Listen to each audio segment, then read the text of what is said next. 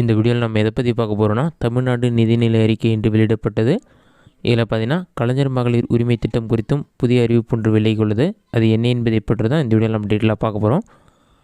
கலைஞர் மகளிர் உரிமை தொகை திட்டத்திற்கு பார்த்தீங்கன்னா 2024 மற்றும் 2025 நிதியாண்டில் 13,720 கோடி ரூபாய் ஒதுக்கீடு செய்யப்பட்டுள்ள நிலையில், இதன் மூலம் பார்த்தீங்கன்னா எத்தனை பேருக்கு இந்த நிதியாண்டில் அரசு புதிதாக மாதம் 1000 ரூபாய் நிதியுதவி தரப்போகிறது என்பதை குறித்து பார்ப்போம்.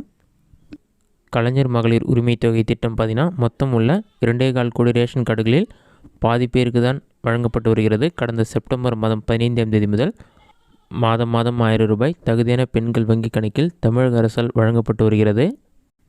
கலைஞர் மகளிர் உரிமை தொகை திட்டத்தில் இணைந்து கொள்ள வேண்டி 1,63,00,000 விண்ணப்பங்கள் அரசுக்கு வரப்பட்ட நிலையில் பார்த்தீங்கன்னா அவற்றில் 1,06,50,000 விண்ணப்பங்கள் தேர்வு செய்யப்பட்டது.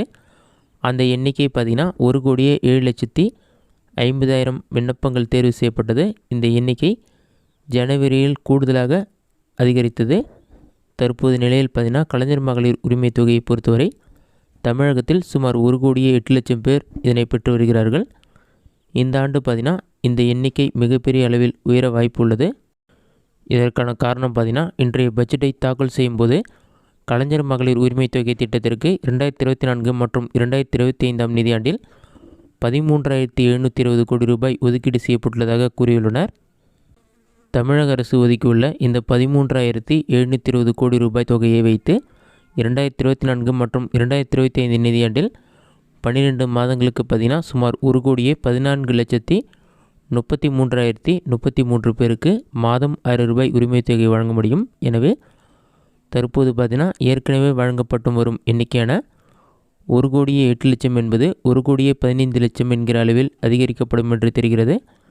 இதை அதிகாரப்பூர்வமாக அமைச்சர் அவர்கள் தெரிவித்துள்ளார். எனவே இந்த ஆண்டு பார்த்தீங்கன்னா புதிதாக சுமார் 7,00,000 மகளிருக்கு உரிமை தொகை வழங்கப்படும் என்று எதிர்பார்க்கப்படுகிறது. சுமார் 7,00,000 பேர் புதிதாக விண்ணப்பித்து பயன்பெற முடியும் என்பதால் புதிதாக மகளிர் உரிமை தொகைக்கு விண்ணப்பிப்பது குறித்து மார்ச் மாதம் அறிவிப்பு வெளியாக வாய்ப்புள்ளது. ஏனெனில் புதிதாக விண்ணப்பிப்போருக்கு ஏப்ரலிலிருந்து பணம் வழங்கும் வகையில் நிதி ஒதுக்கீடு செய்யப்படுவதால் கணிசமாக இந்த எண்ணிக்கை பார்த்திங்கன்னா அதிகரிக்க வாய்ப்புள்ளது. அதே போல் புதிய குடும்ப அட்டைக்கு விண்ணப்பிப்பவர்களின் எண்ணிக்கையும் கணிசமானோர் இன்னும் ஒரு மாதத்தில் புதிய குடும்ப அட்டை பெற வாய்ப்புள்ளது. எனவே அவர்கள் குடும்ப அட்டை பெற்ற கையோடு கலைஞர் மகளிர் உரிமை தொகை திட்டத்திற்கு விண்ணப்பிக்கலாம் என்றும் எதிர்பார்க்கப்படுகிறது. ஒருவேளை மார்ச் மாதத்திற்குள் அறிவிப்பு வராவிட்டால் தேர்தல் காலம் என்பதால் பார்த்தீங்கன்னா மே மாதத்திற்கு பிறகு அறிவிப்பு வரும் என்பதால் மகளிர் உரிமை தொகைக்கான புதிய விண்ணப்பங்கள் குறித்த எதிர்பார்ப்பு தமிழகத்தில் அதிகரித்துள்ளது. இதனால் பார்த்தீங்கன்னா கூடிய விரைவில் விண்ணப்பிக்க தவறியவர்கள் மற்றும் குடும்ப அட்டையின் எங்கள் தரவுகள் இல்லை அந்த மாதிரி யாருக்கெல்லாம் வந்ததோ அவர்கள் விண்ணப்பிப்பது சம்பந்தமான அறிவிப்பு விலகும் என்று எதிர்பார்க்கப்படுகிறது. இதுதான் தற்போது புதிய தகவல். இந்த வீடியோ உங்களுக்கு யூஸ்ஃபுல்லாக நினைக்கிறேன். இந்த வீடியோ பிடிச்சிருந்தால் லைக் பண்ணுங்கள். வேறு சின்ன டவுட் இருந்தால் கமெண்ட் பாக்ஸில் கமெண்ட் பண்ணுங்கள்.